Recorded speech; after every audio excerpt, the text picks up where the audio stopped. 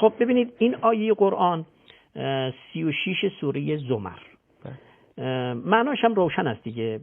آیا در واقع سوال میگیره آیا خداوند برای نجات انسان، برای دفاع از انسان کافی نیست؟ یعنی از بندش نسبت به بندش، الیس الله بکاف عبده، نسبت به بندش کافی نیست. بندم که در اینجا میگه یعنی پیغمبر، الیس الله بکاف عبده، یعنی در واقع نسبت به پیغمبر. بعد دارد که و یخوفونک بالذین من دونه، یعنی آنها تو را از غیر او میترسانند، یعنی از چیزهای دیگه میترسانند. یخوفونک از خوف میاد، یعنی میترسانند تو را، من دونه، از چیزهای دیگه غیر خدا، من دون الله، در واقع من دونه یعنی من دون الله، ضمیر برمیگرده. بعد دارد که و من یضلل الله فما له من هاد، هر کسی را که خدا گمراهش بکنه او هیچ هادی و هدایت کنندی نداره. خب ظاهرا اونایی که حالا استدلال میکنن به این آیه میخوان بگن که یعنی خدا کافی است. وقتی که خدا کافی است دیگه چرا شما میرید که مثلا سراغ فرض ائمه؟ ببینید من یه جواب نقضی بدم که این جواب نقضی رو حالا این بزرگواری که از نجف آباد جناب آقای چی بود؟ مهدیه سوال کردن، خیلی تشکرم میکنم. ایشون داره میگه که وهابی ها دارن این آیه رو مثلا میگیرند و هی علم میکنن و در واقع به ضرر مثلا شیعه مذهبی رو میگن. البته در مورد این مندونه و مطالبی رو شما فرمودید قبلا، بله قبلا توضیحاتی راجع به اون دادیم. در مورد این آیه صرفا حالا شاید این بله همین قسمت الیس الله بکاف عبده که اگر خدا کافی است پس چرا شما دنبال توسل میرید؟ میگید که شفاعت و ائمه، بابا خدا کافی است دیگه، خدا کافی است. من میگم یه جواب نقضی. اولا جواب نقضی که اینا رو باید وهابی‌ها جواب بدن. خدا کافی است، درست است، اما همین خدا میاد میگه که چی؟ خوب عنایت بکنید چه عرض میکنم. میگه که و قاتلوهم، با اونا بجنگید، یعذبهم الله بایدیکم. عجب، خدا عذاب کنه، خودش عذاب بکنه. میگه خدا اونا را عذاب میکنه به دستای شما، یعنی با دست شما عذابش. بابا خودت خدایی.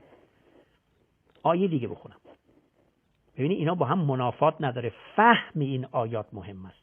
آیه دیگه میاد میگه که خداوند تو را یاری میکند به نصرش، به نصرهی و بالمؤمنین هو الذی ایدک.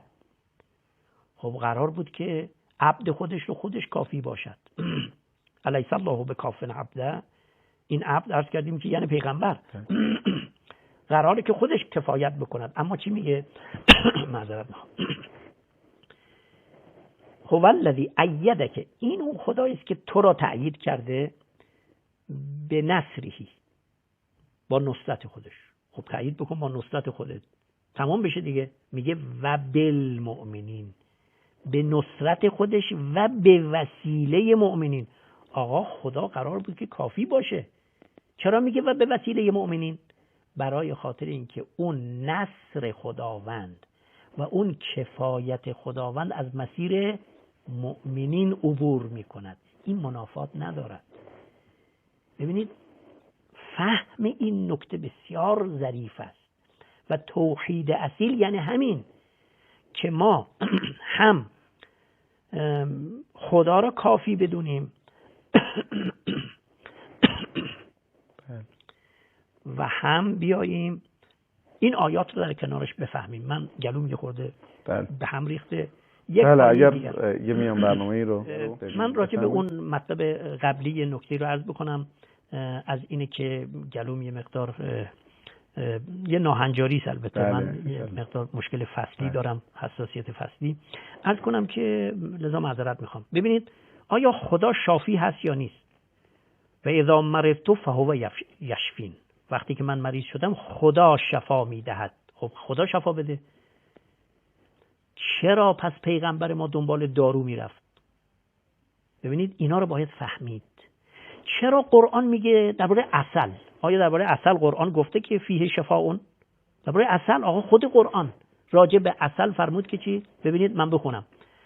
درباره عسل آیه 69 سوره نحل راجع به عسل فرمود که یخرج من بطونها، از شکم اون زنبور، یخرج من بطونها شراب مختلف الوانه، رنگای مختلف، عسل رنگای مختلف داره، فیه شفاء للناس.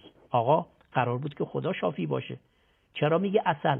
برای خاطر اینکه خدا هم که شفا میدهد از مسیر اسباب این کار رو میکند. عسلم که شفا میدهد اینو خدا درش قرار داده.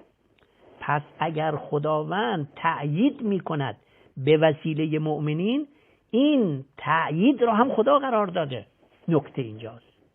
الیس الله بکاف عبده، اگر خدا کفایت میکنه، خدا که کافی هست، یا کافی یعنی خدا، اما خدا کفایت میکند از مسیر اهل بیت، همونطور که از مسیر از کنم که در واقع عسل شفا میداد.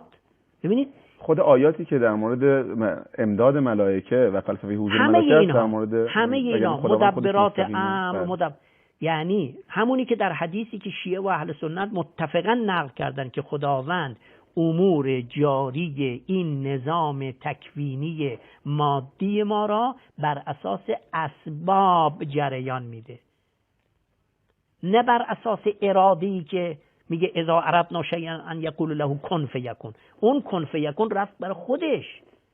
الان این نظام بر ما حکومت میکنه و این نظام هم نظام اسبابه، نظام علت و معلوله. لذا میگه اگر من گفتم که من شافی هستم، یعنی اون دارو را، یعنی اون گیاه را، شفایش رو من درش قرار دادم. خب برو بگیر بخور، برو کشفش بکن. پس اینا منافات نداره.